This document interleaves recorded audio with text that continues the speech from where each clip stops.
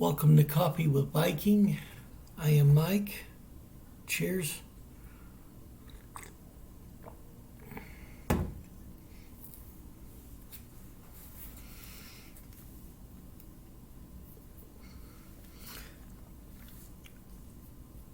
Crossing the river in flood season. Joshua 3:15 and 16.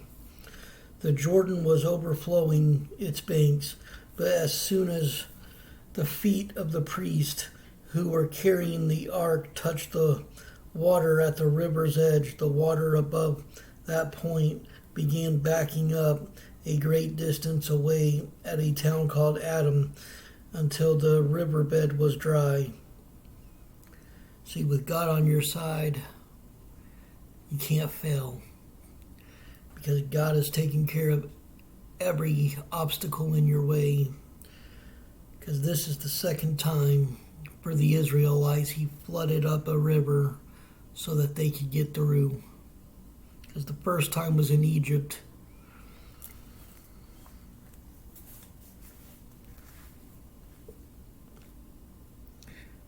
Spring is a horrible time to cross the Jordan River. The tag team of rain along with snow melt from Mount Hermon generally ensures that the Jordan overflows its banks throughout the harvest. And they said that in Joshua 3:15.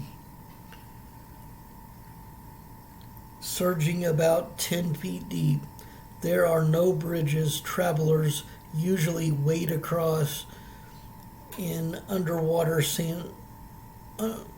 Travelers usually wade across on underwater sandbars called fords, but not these travelers.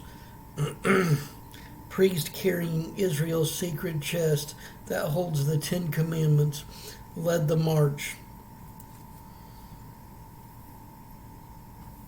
And as soon as they stepped onto the river's edge, something dramatic happens. The rushing flow of floodwater quickly wanes to a trickle, then stops. No more river, just a damp riverbank.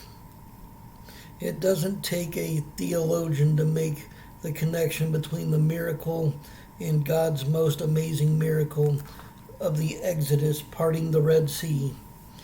Certainly some of the Israelites realize right away that God is doing it again. He's paving a way before them, just as he did for their parents a generation earlier.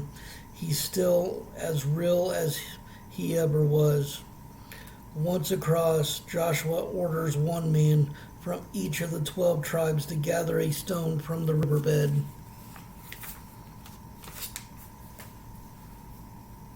We will use these stones to build a memorial, Joshua explains. In the future, your children will ask you, what do these stones mean? Then you can tell them. They remind us that the Jordan River stopped flowing when the Ark of the Lord's Covenant went across. Joshua 4:6 and 7.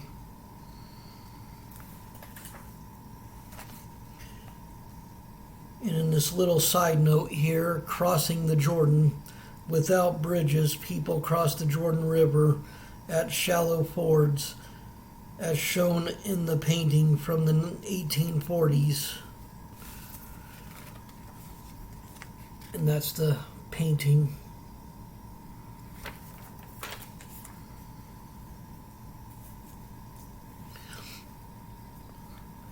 Did a quake block the Jordan River?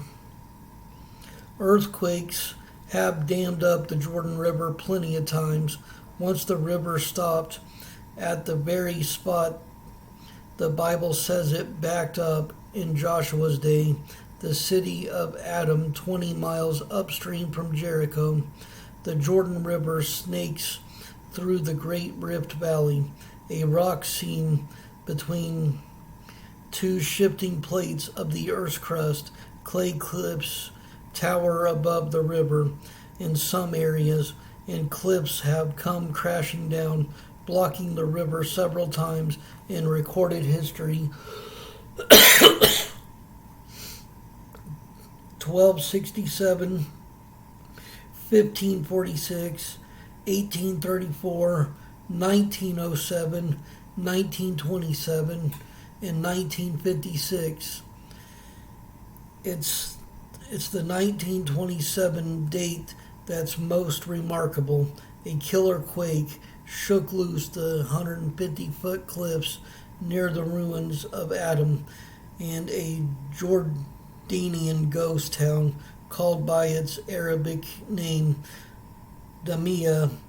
This dirt wall plugged the river, damming it for more than 21 hours, while people downstream explored the dry riverbed.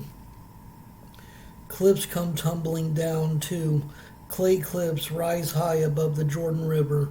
Earthquakes sometimes shake them loose, and big chunks crash into the river, damming it for hours. And there's a picture that was from 1927. But we know that in this case, with the Israelites coming through, that it had nothing to do with the earthquakes, because as it was explained,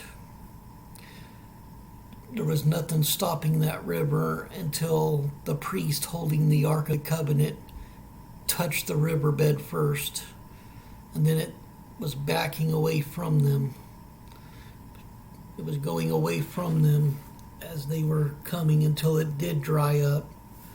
But then the water started flowing again after they got across, so it had nothing to do with the earthquake in history. But I did find that a little bit, this little history lesson here, a bit interesting. But I wanted to make it very clear that that had nothing to do with when the Israelites crossed to take over. Because, as it explains, it had nothing to do with the river being dammed up, and if it did, the water wouldn't start flowing again as soon as they started walking. As soon as they were done walking across it. Plus, if you look at the Red Sea, when Moses and the Israelites crossed through, we know that was God doing it. Because as soon as they were done crossing, the water started flowing again. It started going back into one, and all the Egyptians that were captured in there, their lives were ended from it as a way to protect the Israelites. So we know God, who is in control of everything, He's the one that backed the water up and led them through, because they obeyed every order of Him.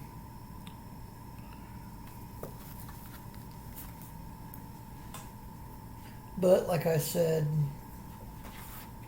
this here I actually thought was an interesting little story with the picture. And I didn't realize that it did get dammed up from earthquakes that many times. So another history lesson added to the Israelites crossing as well. Stay blessed. Stay caffeinated.